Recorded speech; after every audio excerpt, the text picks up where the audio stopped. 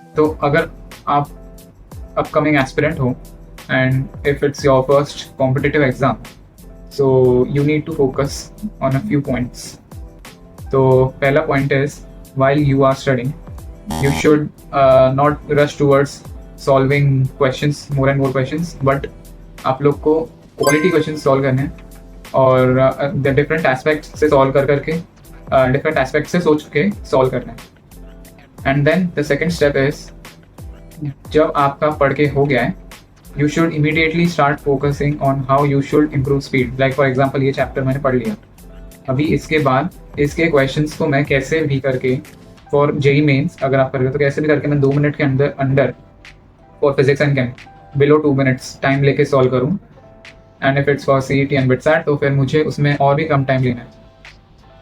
और make this thing as your revision कि you are taking questions, तुम लोग एक क्वेश्चन को सॉल्व कर रहे हो एंड देन उसके डिफरेंट एस्पेक्ट्स को सोच रहे हो, उसके और दूसरे कॉन्सेप्ट्स को सोच रहे हो, उसके जो कनेक्टेड कॉन्सेप्ट्स आ सकते हैं एग्जाम में, इन्हें लेके सॉल्व करो एंड इसे यूज़ करो रिवीजन में. बिकॉज मैं जब रिवीजन करता था, मैं सीधा शॉर्ट नोट्स से रिवाइज करता था, जो कि स्टार्टिंग स्टेज के लिए रिटेंशन के लिए ठीक है, लेकिन आगे जाके you have learn that short notes because आप हर रोज पढ़ रहे हो शॉर्ट नोट्स. हर रोज शॉर्ट नोट्स पढ़ के नहीं होगा.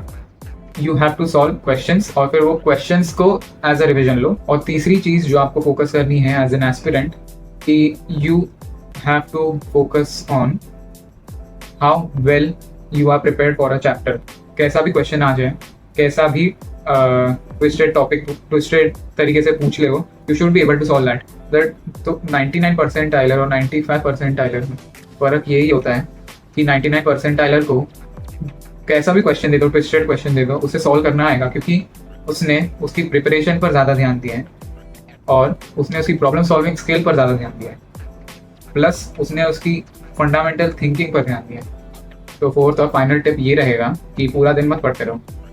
बाहर जाके फिजिकल एक्टिविटी भी करो, या तो जिमिंग करो या फिर बाहर जाके नॉर्मली खेलो, बट पूरा दिन मत घर पे बैठ के पढ़ते रहो क्योंकि ब्रेन को डोपामीन भी चाहिए, ब्रेन को रेस्ट भी चाहिए.